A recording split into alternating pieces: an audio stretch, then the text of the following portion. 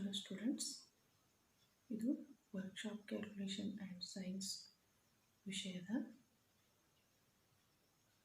Second year ತರಬೇತಿದಾರರಿಗೆ common to all trades heat treatment ಯೂನಿಟಿನ lesson number 2, that is heat treatment processes. Lesson number 1ನಲ್ಲಿ ನಾವು properties of metals, purpose of heat treatment definition, temperature level of heat treatment processes ಮತ್ತು various steps of heat treatment ಈ ವಿಷಯಗಳನ್ನು ತಿಳ್ಕೊಂಡಿದ್ದೀವಿ.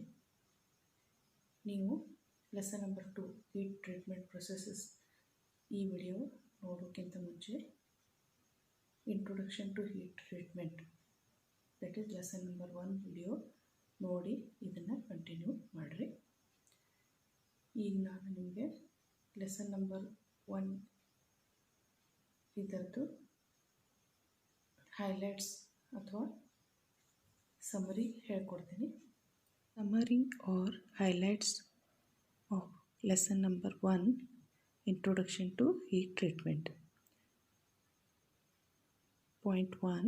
Heat treatment is done to change the properties of metals as per our requirements or applications by heating metal to specific temperature and cooling it properly. ಅಂದರೆ heat treatment ಇದನ್ನು ನಾವು ಮೆಟಲ್ಗಳಲ್ಲಿ ನಮ್ಮ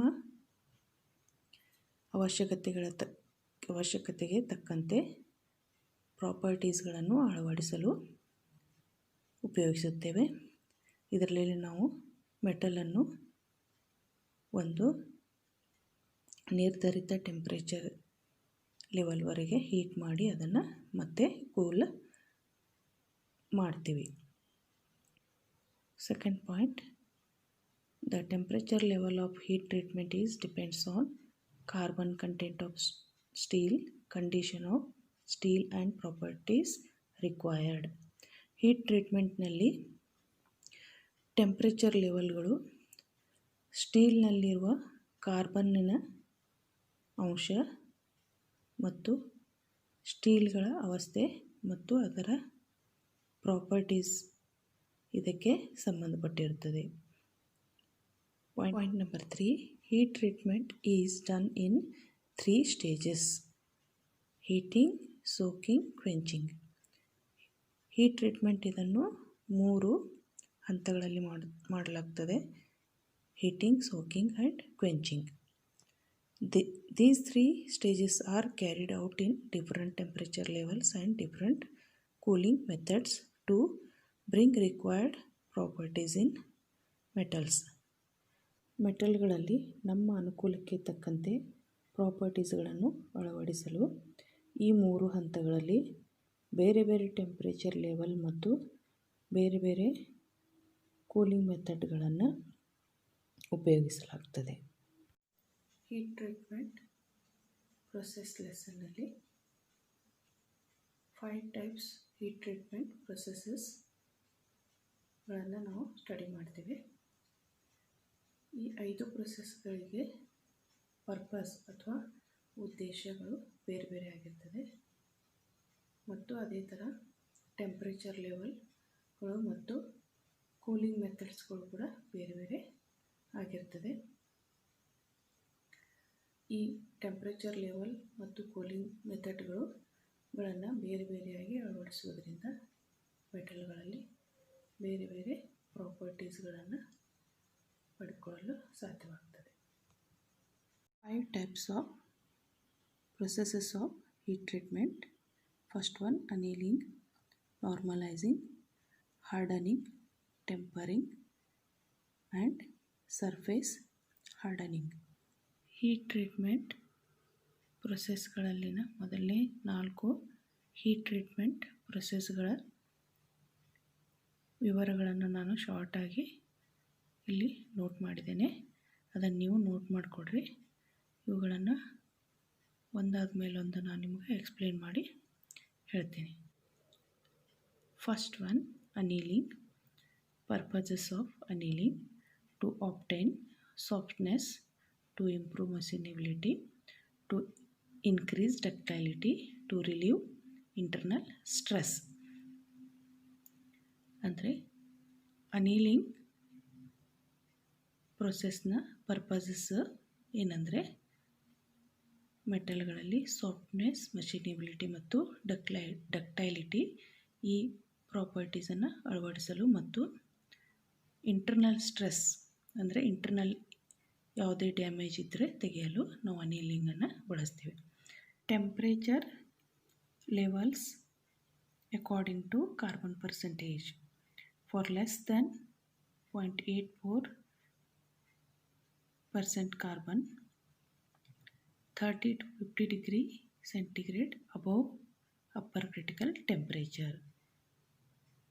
For below 0.84% carbon, 50 degree above lower critical temperature. ಅಂದರೆ ಮೆಟಲ್ನಲ್ಲಿ carbon percentage 0.84ಗಿಂತ ಕಡಿಮೆ ಇದ್ದರೆ upper critical ಟೆಂಪ್ರೇಚರ್ಗಿಂತನೂ 30ರಿಂದ 50 degree ಸೆಂಟಿಗ್ರೇಡ್ವರೆಗೆ heat ಮಾಡಬೇಕಾಗ್ತದೆ. ಮತ್ತು ಕಾರ್ಬನ್ ಪರ್ಸೆಂಟೇಜ್ 0.84%ಗಿಂತ ಅಬವ್ ಇದ್ದರೆ ಟೆಂಪ್ರೇಚರನ್ನು ನಾವು ಲೋವರ್ ಕ್ರಿಟಿಕಲ್ ಟೆಂಪ್ರೇಚರ್ಗಿಂತ 50 ಡಿಗ್ರಿ ಸೆಂಟಿಗ್ರೇಡ್ ಜಾಸ್ತಿ ಹೀಟ್ ಮಾಡಬೇಕಾಗ್ತದೆ. ಈಗ ಮೂರನೇದು ಕೂಲಿಂಗ್ ಪ್ರೊಸೀಜರ್ ಆಫ್ ಕ್ವೆಂಚಿಂಗ್. ಅಂದರೆ ಅನೀಲಿಂಗ್ ಪ್ರೊಸೆಸ್ನಲ್ಲಿ ಕೂಲಿಂಗ್ ಯಾವ ಥರ ಮಾಡ್ತೀವಿ. ಈ ಪ್ರೊಸೆಸ್ನಲ್ಲಿ ಕೂಲಿಂಗ್ ಸ್ಲೋಲಿ ಆಗ್ತದೆ. That is cooled slowly in furnace by switching off furnace. ಅಂದರೆ ಹೀಟ್ ಆಗಿದ್ದ ಮೆಟಲ್ ಫರ್ನೇಸ್ನಲ್ಲಿ ಇರಿಸಲು ಬಿಟ್ಟು ಫರ್ನೇಸನ್ನು ಸ್ವಿಚ್ ಆಫ್ ಮಾಡಿ ಬಿಡ್ತೀವಿ. ಈ ಥರ ಇದರಲ್ಲಿ ಕೂಲಿಂಗ್ ಅಥವಾ ಕ್ವೆಂಚಿಂಗ್ ಪ್ರೊಸೀಜರ್ ಆಗ್ತದೆ. ಎರಡನೇದು ನಾರ್ಮಲೈಸಿಂಗ್. ನಾರ್ಮಲೈಸಿಂಗ್ ಇದನ್ನು ನಾವು ಮೆಟಲ್ಗಳಲ್ಲಿ ಇಂಟರ್ನಲ್ ಸ್ಟ್ರೆಸ್, ಸ್ಟ್ರೇನ್ ಇವುಗಳನ್ನು ತೆಗೆಯಲು ಯೂಸ್ ಮಾಡ್ತೀವಿ. ಇಂಟರ್ನಲ್ ಸ್ಟ್ರೆಸ್, ಸ್ಟ್ರೇನ್ ಮೆಟಲ್ಗಳಲ್ಲಿ ಯಾವಾಗ ಆಗ್ತದೆ ಅಂದರೆ ನಾವು ಮೆಟಲ್ಗಳನ್ನು ಹೆವಿ ವರ್ಕಿಗೆ ಯೂಸ್ ಮಾಡಿರ್ತೀವಿ. Like forging, hammering, uneven cooling ಮಾಡಿದಾಗ ಮೆಟಲ್ಗಳಲ್ಲಿ ಇಂಟರ್ನಲ್ ಸ್ಟ್ರೆಸ್, ಸ್ಟ್ರೇನ್ ಆಗಿರ್ತದೆ. ಅದನ್ನು ರಿಮೂವ್ ಮಾಡಲು ನಾರ್ಮಲೈಸಿಂಗ್ ನಾವು ಯೂಸ್ ಮಾಡ್ತೀವಿ. Purposes of normalising: to refine grain size, to reduce internal stress, to improve machinability, to increase strength. ಎರಡನೇದಾಗಿ temperature levels between 30 degree centigrade to 50 degree centigrade above the upper critical temperature. ಅಂದರೆ normalising ಮಾಡಬೇಕಾದ್ರೆ ನಾವು ಮೆಟಲ್ಗಳನ್ನು upper critical ಟೆಂಪ್ರೇಚರ್ಗಿಂತ 30ರಿಂದ 40 degree ಸೆಂಟಿಗ್ರೇಡ್ವರೆಗೆ heat ಮಾಡ್ತೀವಿ. ನಾರ್ಮಲೈಸಿಂಗ್ನಲ್ಲಿ cooling procedure or quenching procedure ಇದು ಹೇಗಿರ್ತದೆ ಅಂದರೆ it is cool down in air slowly. ಅಂದರೆ ಇದನ್ನು ಗಾಳಿಯಲ್ಲಿ ಸ್ಲೋಲಿ ಕೂಲ್ ಮಾಡಲು ಬಿಡಲಾಗ್ತದೆ. Hardening heat treatment process. ಇದನ್ನು ನಾವು ಮೆಟಲ್ಗಳಲ್ಲಿ ಹಾರ್ಡ್ನೆಸ್ ಪ್ರಾಪರ್ಟಿ ಅಳವಡಿಸಲು ಯೂಸ್ ಮಾಡ್ತೇವೆ. Purposes of hardening: to increase hardening, to harden the steel to resist wear, to enable it to cut other metal. ಅಂದರೆ ಹಾರ್ಡನಿಂಗ್ ಪ್ರೊಸೆಸ್ಸಿಂದ ಮೆಟಲ್ಗಳು ಹಾರ್ಡ್ ಆಗ್ತದೆ. ಎರಡನೇದು ಮೆಟಲ್ಗಳು ಸವೆದೇ ಇರುವಷ್ಟು ಅದು ಹಾರ್ಡ್ ಮಾಡ್ತದೆ. ಮೂರನೇದು, ಈ ಪ್ರೊಸೆಸ್ನಿಂದ ಹಾರ್ಡ್ ಆಗಿರೋ ಮೆಟಲು ಇನ್ನೊಂದು ಮೆಟಲನ್ನು ಕಟ್ ಮಾಡುವಷ್ಟು ಹಾರ್ಡ್ ಆಗಿರ್ತದೆ. ಈಗ temperature levels in hardening process. For less than 0.84%, just above upper critical temperature. For more than 0.84% carbon, just above lower critical temperature.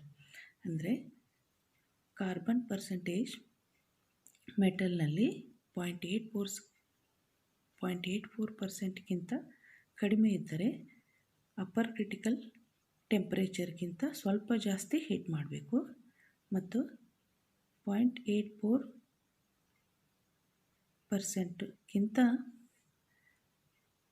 ಜಾಸ್ತಿ ಇದ್ದರೆ ಕಾರ್ಬನ್ ಕಂಟೆಂಟ್ ಲೋವರ್ ಕ್ರಿಟಿಕಲ್ ಟೆಂಪ್ರೇಚರ್ಗಿಂತ ಸ್ವಲ್ಪ ಜಾಸ್ತಿ ಮೆಟಲನ್ನು ನಾವು ಹೀಟು ಮಾಡಬೇಕು.